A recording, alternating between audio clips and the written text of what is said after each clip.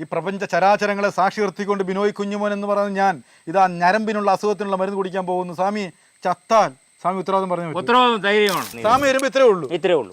ഇത് വളർന്ന് ഇപ്പോൾ ഇരിക്കുകയാണ്. ഞങ്ങൾ കാണാം. നിങ്ങൾ കണ്ട ഈ സൈഡിൽ കാണാം ഇലകി വരുന്നത് കണ്ട. സ്വാമി ആളെ കൂട്ടാൻ വേണ്ടി കള്ളം പറയാം. അല്ല, നിങ്ങൾ ധൈര്യമായിട്ട് കാണാം. അതുകൊണ്ട് സ്വാമി നരമ്പ് പൊങ്ങുന്നു കേട്ടോ.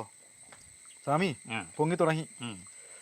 അവിടെ ഇവിടെയൊക്കെ പിടച്ചിൽ തുടങ്ങി. സ്വാമി ചുളുങ്ങി കിടക്കുന്നതെല്ലാം നരമ്പുകളെല്ലാം പൊങ്ങി തുടങ്ങി. എൻ്റെ ചുറ്റും വിശാലമായിട്ടുള്ള കുറ്റിക്കാടുകളാണ്.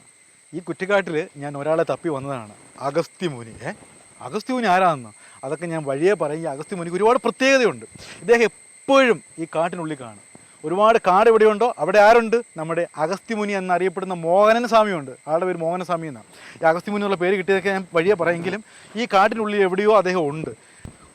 സ്വാമിയേ, സ്വാമി ഇവിടെ ഉണ്ടോ? എൻ്റെ പൊന്നോ, പേടിയൊന്നും ഇല്ലേ? അല്ല, ഇവിടെ പാമ്പൊക്കെയുള്ള സ്ഥലമല്ലേ?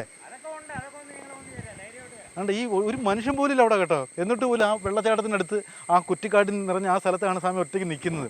അദ്ദേഹം എന്തോ തിരയുകയാണ്.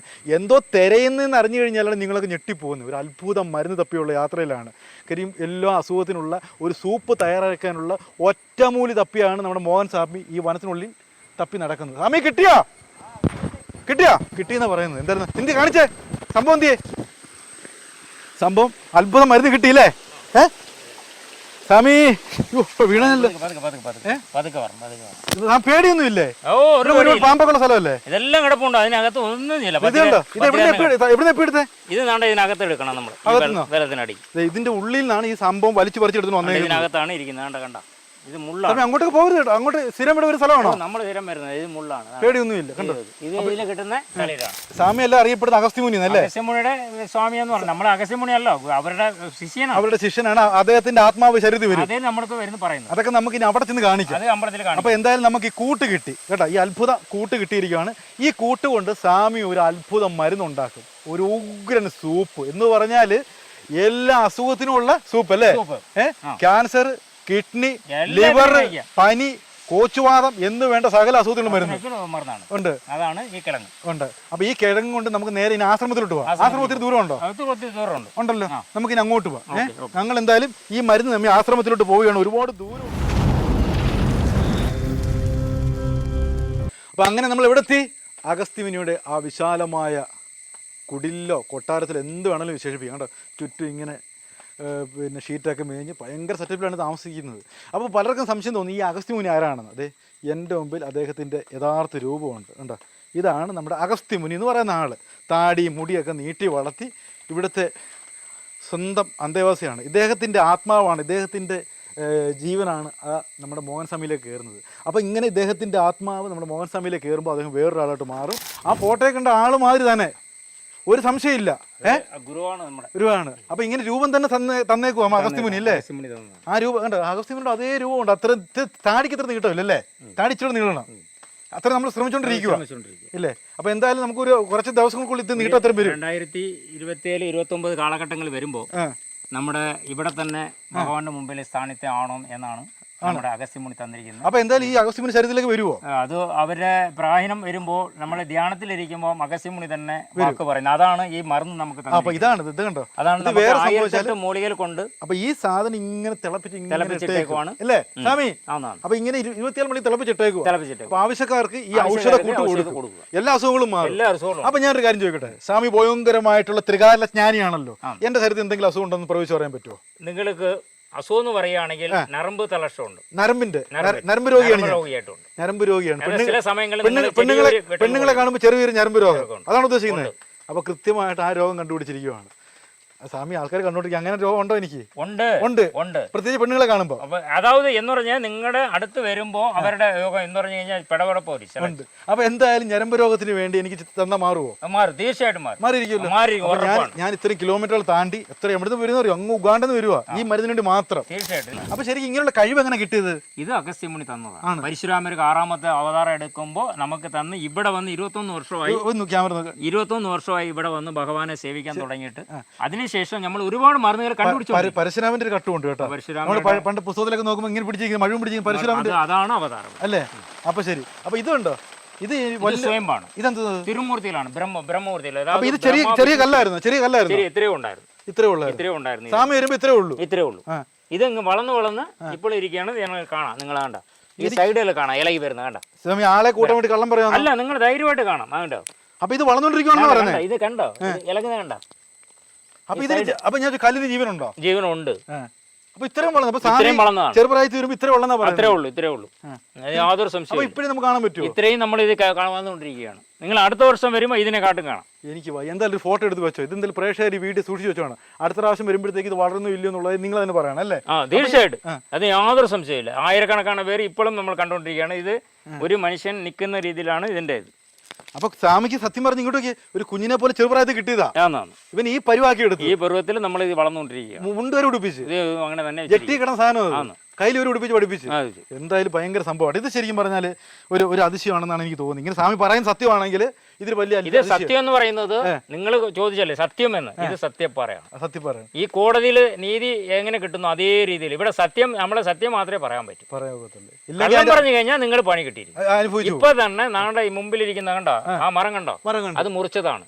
3 മാസത്തിന് മുമ്പേ ഈ മരം ഇവിടെ വന്ന് ആൾക്കാർ മുറിച്ച് കളഞ്ഞു. എന്നിട്ട് അത് ഇപ്പം തളർന്നു വന്നു. അതിനെ അണുവപ്പെട്ടവർ തിരിച്ചു വന്ന് പറഞ്ഞു ഭഗവാനെ ഞങ്ങൾ ചെയ്തത് തെറ്റാണെന്ന് പറഞ്ഞു പോയി.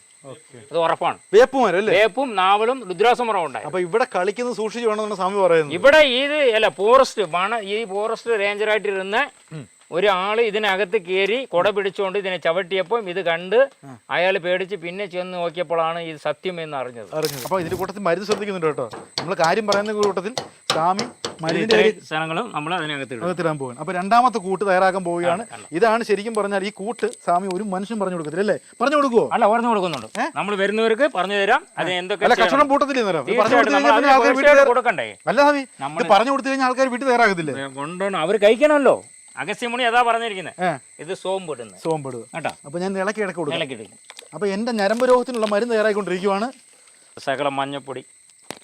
ഈ സംശയരോഗത്തിനുള്ള മരുന്നുണ്ട് സ്വാമി. സംശയരോഗം ഏറ്റവും വലിയ രോഗം, അതിനുള്ള മരുന്നുണ്ട്. ഞാൻ പറഞ്ഞുതരാം. പറ സ്വാമി, ഞാൻ കേക്കട്ടെ. ഇതില് നമ്മൾ പറയുകയാണെങ്കിൽ കുടുംബ ബന്ധമായിട്ടിരിക്കുന്ന പ്രശ്നങ്ങൾ, ലൈംഗികമായിട്ടുള്ള വിഷയങ്ങൾ ഒരുപാട് ആൾക്കാരുണ്ട്. അത് നരമ്പുണ്ടെങ്കിൽ തീർച്ചയായിട്ടും ഇത് ഗുണം കിട്ടും. നരമ്പിനാണ് ഇതിനെ ഞാൻ പറയാം. അതാ മുടവാട്ട് കിളങ്ങ. നമ്മൾ ഒരു ഗ്ലാസ് കുടിക്കാം. ഒരു ഗ്ലാസ് ആണ് ഇതിന്റെ യഥാർത്ഥം. മരുന്ന് തയ്യാറാക്കാൻ പോവുകയാണ്. അപ്പം ലൈംഗിക പ്രശ്നമുള്ള ഒരുപാട് അളിയന്മാര് പ്രോഗ്രാം കാണുന്നുണ്ട്. അപ്പൊ അവർക്ക് നല്ല മരുന്നല്ലേ സ്വാമി? ആണല്ലേ? ഇത്രേ ഉള്ളു കുഴമ്പ് രൂപത്തിൽ. അടിപൊളി. ഇതിന്റെ ആ സത്ത കുടിക്കുന്നല്ലേ? ഇതെല്ലാം നമ്മൾ ഈ മൺ ഗ്ലാസ് നമ്മൾ യൂസ് ചെയ്യാം. ഇത് ഇങ്ങനെ കുടിക്കും. ഇങ്ങനെയാണ് ഇതിന്റെ ഇത് കുടിക്കുന്നത്. അപ്പൊ ശരിക്കും പറഞ്ഞാല് ഇതെല്ലാം ഇതിപ്പോ എന്തിനുള്ള മരുന്ന് എനിക്ക് തന്നേക്കുന്നത്? ഇതിപ്പോ നരമ്പ് മണ്ഡലത്തിലേക്കുള്ള മരുന്നാണ്. അപ്പൊ ഒരു ക്യാൻസർ പേഷ്യന്റ് ആണെങ്കിൽ എന്ത് ചെയ്യും? അത് അതിനെ കഴിക്കാം. എല്ലാത്തിനും ഒറ്റ മരുന്നാണ്. അല്ല സ്വാമി, ഓരോ അസുഖത്തിനും ഓരോ മരുന്നില്ലേ? സിദ്ധവൈദ്യത്തിലെ നരമ്പിലല്ലേ നമ്മൾ പറയുന്നത്. ഈ മുടവാട്ട് കിളങ്ങെന്ന് പറയുന്നത് എന്താണ്? നരമ്പിലേക്ക് നമ്മൾ കയറിയാൽ മാത്രമല്ലേ മരുന്ന് കിട്ടുന്നത്. അപ്പൊ ഈ നരമ്പ് മണ്ഡലത്തിലേക്ക് വന്നാൽ മാത്രമേ എസൻസ് കിട്ടും. എസൻസ് ഡയറക്റ്റ് ആയിട്ട് നമ്മൾ കൊടുക്കുക. അപ്പൊ അഗസ്ത്യമുനിയെ ധ്യാനിച്ചുകൊണ്ട് സ്വാമിയെ സാക്ഷി നിർത്തിക്കൊണ്ട് ഈ പ്രപഞ്ച ചരാചരങ്ങളെ സാക്ഷി നിർത്തിക്കൊണ്ട് ബിനോയ് കുഞ്ഞുമോൻ എന്ന് പറയുന്ന ഞാൻ ഇതാ ഞരമ്പിനുള്ള അസുഖത്തിനുള്ള മരുന്ന് കുടിക്കാൻ പോകുന്നു. സ്വാമി ചത്താൽ സ്വാമി ഉത്തരവാദിത്തം പറഞ്ഞു. ഉത്തരവാദിത്തം ധൈര്യമാണ്. നമ്മൾ അഗസ്ത്യമുനിയുടെ സാക്ഷി കൊണ്ട് തരികയാണ്. സത്യം തരാണ്. അപ്പൊ സ്വാമിയുടെ ആ സാക്ഷി നിർത്തിയിൽ ഞാൻ കുടിക്കാൻ പോവുകയാണ്. ബാക്കിയെല്ലാം അഗസ്ത്യമുനിക്ക് വിടുകയാണ്. കുടിക്കാൻ പോവുകയാണ്. ധൈര്യമായിട്ട് കുടിച്ചു. തല പൊട്ടിത്തെറിക്കത്തില്ല. ധൈര്യമായിട്ട് കഴിക്കും. ഇല്ലല്ലോ. ഇല്ല. അപ്പൊ ഞാൻ കുടിക്കാൻ പോവുകയാണ്.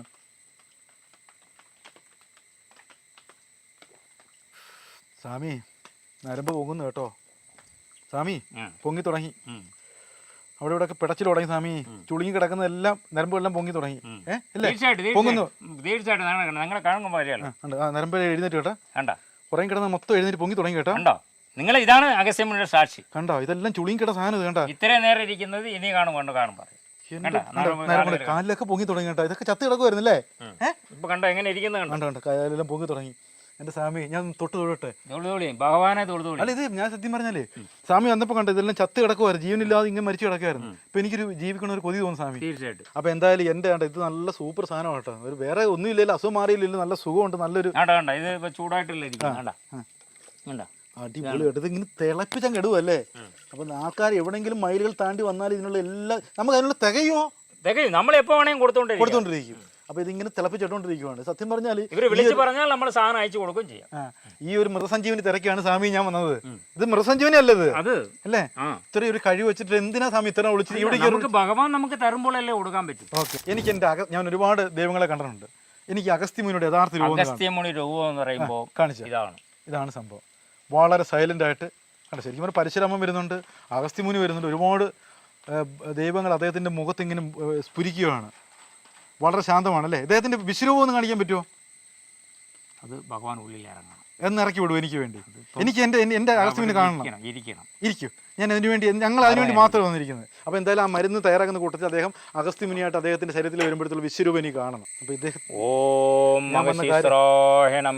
ഞാൻ വന്ന കാര്യങ്ങളൊക്കെ അദ്ദേഹം അറിയുന്നു.